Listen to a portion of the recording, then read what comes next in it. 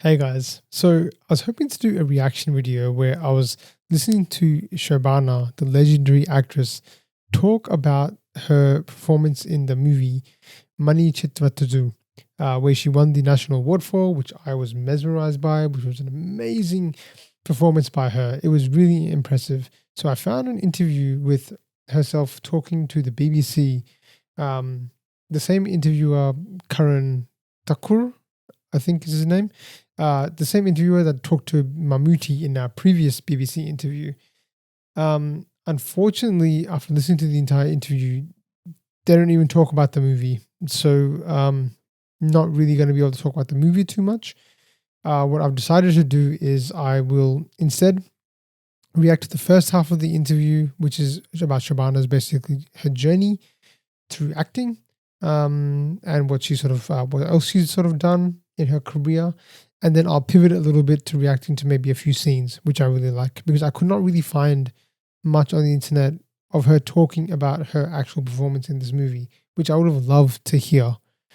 But yeah, I'll have to sort of do something like that. I did find another interview where the question is asked, but it's not explored any further.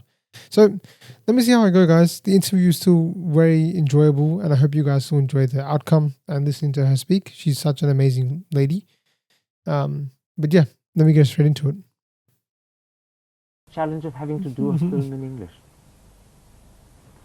I speak in English. I speak to my friends in English. I speak to my parents in English. I So write is a it your bit in first English. language? Yes, I could say that. I'm speaking to you in English. But I think, you see, when I first did the film, I had to interact with some American actors, and they have the script reading session, which we are not very used to. So that was a bit difficult. You know, I used to just blank out while I was reading a script, and they couldn't react. So other than that, it was okay. It was nice. Plus, it is the English I speak at home. It had a South Indian accent to it. So the film starts out with a South Indian accent, and then slowly, as the years go by, she gets a Yankee accent. So what we call a tank Yankee accent. There is a tank. That's funny. In Madras, in Mylapore, and people who go to America have the tank Yank accent.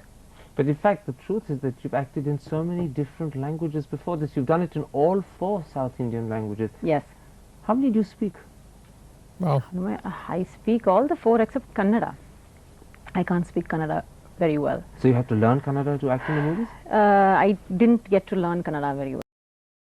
That's interesting. So she can speak all languages, which is impressive. Of course, it's very impressive, especially for someone as an outsider like myself to hear that people can speak 4 languages. Her English is obviously extremely good. So I can tell why she was looks like she was a bit frustrated by that question. But yeah, interesting that, did she do her own voice in Manichitrathazhu? I think I've written a comment that someone mentioned that she was dubbed, like her voice was dubbed. So does that mean that her Malayalam was dubbed as well?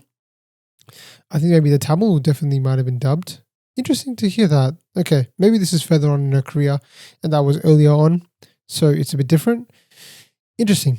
Yeah, interesting also about the script reading process. I would think that that's a common thing, but obviously not.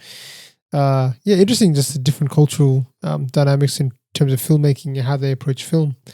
So yeah, So interesting. I didn't do many Kannada films. Let's go back to the very beginning of your film career. I gather it all started when you were 9, but I'm told that it happened almost as a result of a chance encounter at a party. It did, yes. I was tagging along with my aunt, who was a very great actress, Padmini ji, and I was spotted by the lead actress of the film, and she took a liking to me and she recommended me to her producers. Were you at that moment keen to act in films, or was this for you a bit like a caper that was just happening? I don't know what was happening. Somebody came home and said, "We want your daughter to act in films." My mother said, "Okay." So I just went on, and it was exciting. I gather the very first scene you had to do was in fact a birthday song. How did that go? Ah, you are very great researchers. Yes, let me tell you a bit about it. I was 9, and I was a birthday baby in that film. I was 9, and I had to wear a 3-tire dress. I was tripping in it. There was another sister who was about 16, and she had a dress up to her knees. and there was an older sister who was about 24 who was wearing a mini skirt. Okay, so all of us went. That was the first day of the shoot, and we were waiting for the actress to come. Everybody was nervous. Nobody was even looking at us. You know, we were just looking about. I think the older sisters knew a bit. So suddenly, Kyaruja auntie entered, and everybody just froze. And then she went and she whispered something. And then suddenly a voice below saying, "Take." And then the lights came on. The music started playing, and everybody, these two girls, just ran somewhere. I looked and I ran, and not to be outdone, I kind of squeezed in between, and I went this way. And they said cut, and I had done my first take. The director had actually forgotten to tell me what to do. So on your very first take, you were actress, director, and even scriptwriter for yourself. Script writer. Why? You made up the script, didn't you? Oh yes, I was just following them. So. The movie, in fact, went on to win you the Best Child Artist Award. Was that a big surprise? I didn't know. I was too young to actually think about all this. It was like a gift, I guess. What about that moment when Amitabh Bachchan called you up on stage and gave it to you? Was that special? He didn't call me, actually. Somebody just announced saying, okay, the Best Child Artist Award goes to baby Shobana. And I remember Mr. Bachchan looking at this level. And then baby Shobana appeared, and she was already about 5'4". So he began looking at that level. So he did, and he actually did comment on it. Now, of course, at that time, you were still a student at school. How difficult was it to combine your studies with a budding film career? It wasn't difficult. Wow, so she's been acting basically, since she was a child. And she was acting in her teenage years as well. I mean, she was pretty young in that movie, Manichitrathazhu. She wasn't that old in that movie at all. I think she would have been maybe early 20s, mid 20s, latest. Yeah, so interesting. Man, she's really just grown up around acting. And yeah, looks like she had the gift, and they recognized it from the start, and she's just fallen into it. Really interesting. Looks like there's obviously in the family this case with her aunt being an actress. So that's interesting, following in her footsteps. But yeah, she's a great actress from the one movie I've seen so far. So, but looks like, yeah, she's obviously great if she's won, an award as a child, and she's won another award, a national level award, 2 national awards. That's pretty crazy. Yeah, very high achiever. Her trophy rack in her house must be very filled, because she's also a dancer, I know. Yeah, fascinating to learn more about her. Because I guess whoever you are and at whatever age, you see, this film industry, it has a very different ethos. And for me, it was more the excitement of the entire life, the production car coming and then sitting in line for the makeup and everything. But I used to love the films, and I didn't find it difficult at all, because I didn't have any education per se. I started working when I was 12, seriously, and I didn't go to college, so I was only doing films. In fact, I didn't have to balance films and education. You said you started working seriously when you were 12. In fact, 12, 13. It was an amazing movie called April Padinetu. Am I pronouncing it properly? Perfect. That actually, in a way, launched you. It was a mega hit, and you won the Nana Galipol Award, and you were, in fact, only 14 at the time. I mean, that's the sort of stuff that comes in dreams, isn't it? Well, I did another film simultaneously called Enakul Oruvan with Mr. Kamal Hassan in Tamil. So this was a film in Malayalam, which was a super hit. And my other film was a super flop. Good balancing exercise. It was a great balance. And there was one state, giving me grave reviews saying the next superstar has arrived. And there was in fact a press clipping that I still have that says the film flopped because of her. And I barely had 5 scenes in that film. Wow. And they said that I had limbs of a drumstick. Yes. Wow. So this is, and if you see my career graph, it's been up and down and up and down. So I think I have a nice balance. Does criticism of that sort affect you? Does it hurt you deeply? It used to. It used to shatter me, especially if you're very young, And then you work so hard for a film, and then it flops, and then they say it flopped because of you. It's a terrible thing to hear.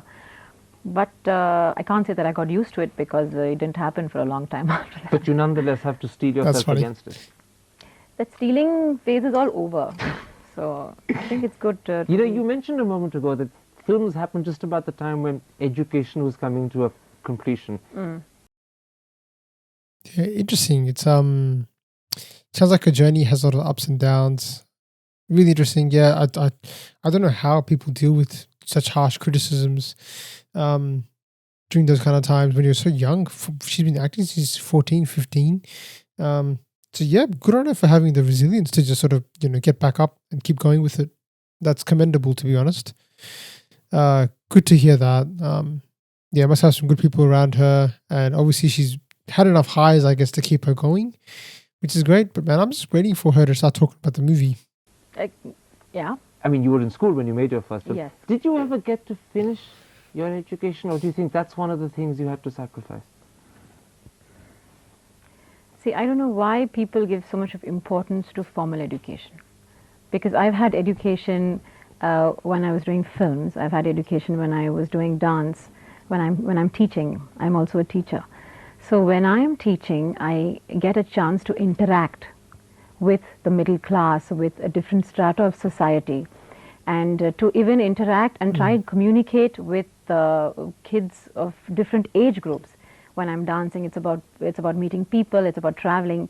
When I'm working in films, doing so many different kind of roles, I think there is an opportunity for me to actually study the human condition, which teaches me the art of living. Wow. So you learn more by meeting people and being with people than actually going into books. Yes, for sure. And if you don't know the art of living, then what is the point of a piece of paper? Has films been a good way of learning the art of living? Films, yes. As I said, you have so many opportunities. You have opportunities to deal with different people and different societies, even in films. You have the film dancers, and then you have the directors, and then you have the junior artists. So, and that's also, films is probably the only industry which does not have class, creed. It just have, if you're talented, you're there. Otherwise, it's a big risk. You're out. But the interesting thing about that is fascinating. Like, it echoes a lot of what the in the other interview that I heard from Amiti also speak. So this is actually putting things together quite well. Like, there's definitely value of education sort of in the industry. And it's a great point. Like, I mean, geez, why are we so drawn to film? We're so drawn to the human condition, to human experiences, and to see what people have to go through at certain times. That's a big draw. On top of that, obviously, you have cinematics and editing and music and all these other aspects as part of film. But, looks like the kinds of movies she's done. She's learned a lot on the job, which obviously is, like what? You learn 100 times more when you're learning on the job than you do from a textbook or anything like that. So I agree with her completely. And she has a great point about the value of education. I think in most aspects of life, you should definitely value education because it will lead you to, basically means you have money to support yourself and your family.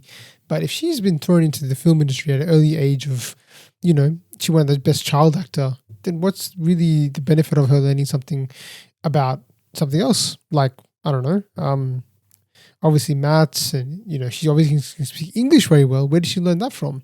She didn't go to school to learn English, but she's picking it, so well. So she must have just learned that being around people and just being in the film industry. It's really interesting concept that she's talking about. But it seems like, that's a big disconnect between Hollywood and Malayalam film industry, especially now. Like, it seems like you have to go to film school or something like that to learn how to be an actor. So this take is just really fascinating to me. It's really interesting to hear somebody talk about movies and the way they got into it through this. It's fascinating. Your career in films, that you've acted in many, many languages, the South Indian ones and English, but I believe you've never done anything for Bollywood, although you've had many offers. Why did you keep turning them down? A, I've not had many offers. So the cuttings are all completely wrong. B, I don't like the term Bollywood because it's too flippant for such a large and serious industry. I always mention this in every one of my interviews. And it's just that practically at that particular point, I was doing something better, I think. There was a different project down south which I had committed. So if there is a nice film, I think I would have done it.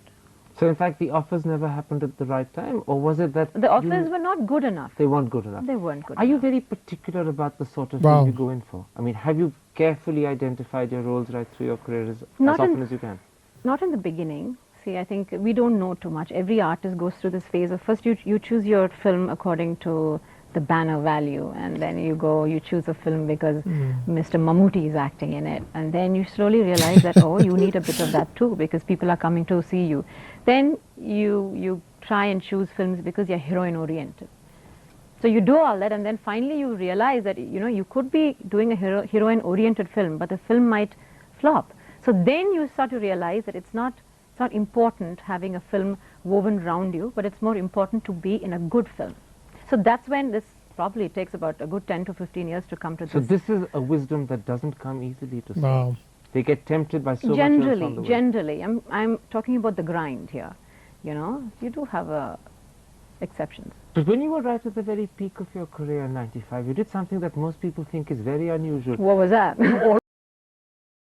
That's incredible. It's such a great take she has on sort of the decision making and the decision process as you make, what decisions you make as to what movies you're going to do. Like her point is so true. Like unless you're like a Mohanlal or a Mammootty or one of these guys that just grab people to the box office, your journey, what decisions you make, it's a process to get through that. So I found that really fascinating to hear her talk about that, actually. That's really interesting, choosing what kind of movies at what time. And I think it does come with some maturity. It does come with some, with some experience. So I really think that she's onto something when she's speaking about these things. How much value do you put in your role versus being in a good movie or not? Because as good as a movie is, as good as a role is, if it's not successful and it's not a commercial hit or something like that, it's not going to be seen by as many people.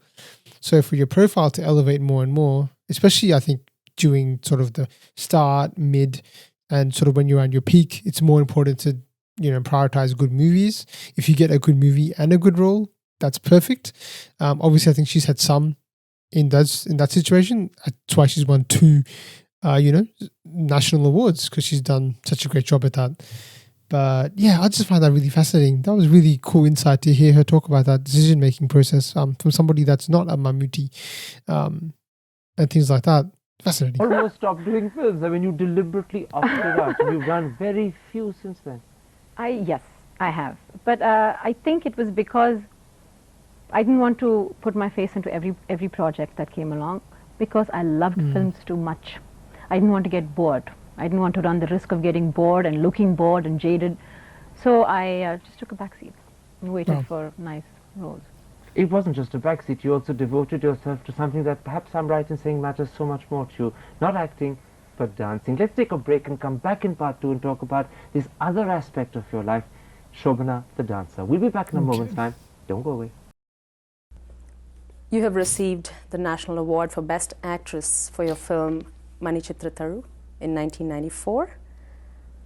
How did you first hear about this news, and how did that make you feel? Can you share your experience? Yeah, I heard about it while I was on a train. I know I was taking this journey from some village where I was releasing a salt for was it UNICEF?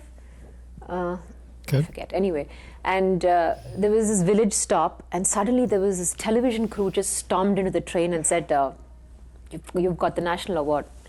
Wow. The first thought was, it took a long time coming.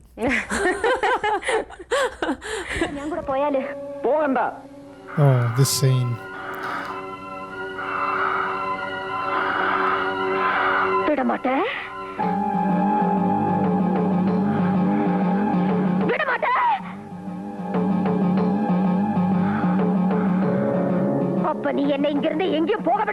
Oh my God.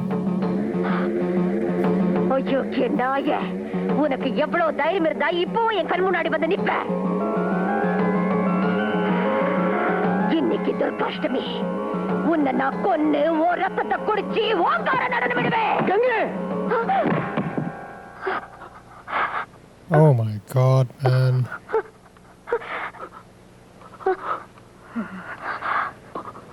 Wow.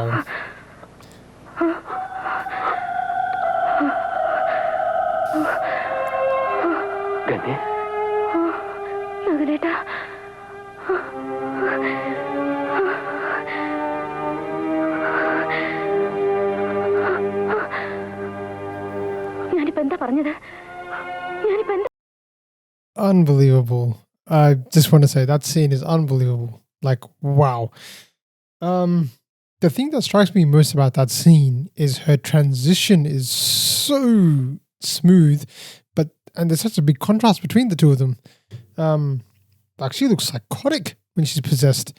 It's an incredible scene, to be honest, and it's such a powerful one. It's right before the main sort of where she even goes more unhinged. But that's like a precursor to what's going to happen next. Mind-blowing scene. One of the best performances that I could really say of possession that I've seen in general. It's remarkable. What an incredible scene. What an incredible movie. So that'll probably do it for me, guys. I've spent more time on this video and recording this than I have with any other video I think I've done so far. So if you did enjoy this, please hit that like button. Please hit that subscribe button if you're new to the channel. Leave your comments. Let me know what you thought about Shobana and her performance in this movie. Let me know what your thoughts are behind her interview. I found just listening to her really entertaining. Very graceful, very eloquent. She's definitely a very classy woman. So it's I really just enjoyed listening to her speak. It was just a joy. If you guys did want me to react to any other scenes from this movie, especially the climax scene, for instance, let me know, because I think I'll get probably Doug involved or somebody else, maybe even Sunny, for that one, because I think it'll just be interesting to see more people react to that than just myself. I hope you guys enjoyed this. Again, looking forward to talking to you in the comment section, and I'll catch you guys in the next one. Thanks again.